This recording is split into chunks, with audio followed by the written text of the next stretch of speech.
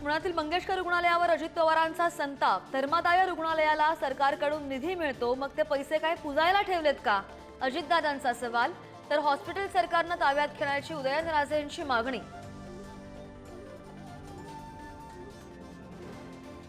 पुण्यामधील तनिषा भिसे मृत्यू प्रकरणी आज माता मृत्यू अन्वेषण समितीचा अंतिम अहवाल सादर होणार। माता मृत्यू अन्वेषण समिती आणि धर्मादाय आयुक्तांच्या अहवालानंतरच हॉस्पिटलवर कारवाईची शक्यता।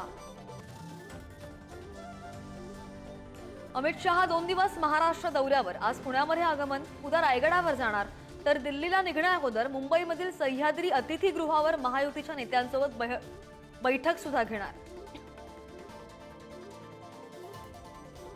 अमित शहांच्या दौऱ्यादरम्यान रायगडच्या पालकमंत्री पदाचा तिढा सुटणार। शहा राष्ट्रवादीच्या सुनील तटकरे यांच्या घरी भेट देणार। शिंदेंच्या शिवसेनेत मात्र अस्वस्थता। गोगावलेंच्या पालकमंत्री पदावर अजूनही प्रश्नचिन्ह कायम। पोलीस अधिकारी अश्विनी बिद्री हत्या प्रकरणी आज तब्बल 9 वर्षांनंतर शिक्षेवर अंतिम निकाल। मुख्य आरोपी अभय कुरुंदकरासह अन्य दोघांना फाशी की जन्मठेप। पनवेल कोर्टाच्या निर्णयाकडे सगळ्यांचं लक्ष।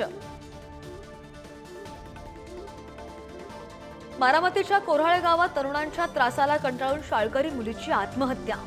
माझ्याशी लग्न कर अन्यथा तुझ्या आई वडिलांना ठार करेन अशा धमक्या दिल्याने 10वीच्या विद्यार्थिनीने संपवलं जीवन।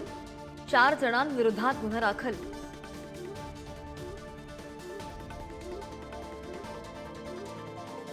मुंबईमधील 26/11 दहशतवादी हल्ल्याचा मास्टरमाइंड तहव्वूर राणाला भारतात आणलं। दिल्लीतील पटियाला हाऊस कोर्टाकडून 18 दिवसांची कोठडी।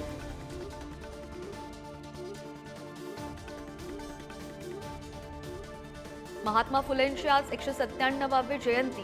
पुण्यातील फुलेवाड्यामध्ये उपमुख्यमंत्री अजित पवार, छगन भुजबळ, उदयनराजेंकडून अभिवादन।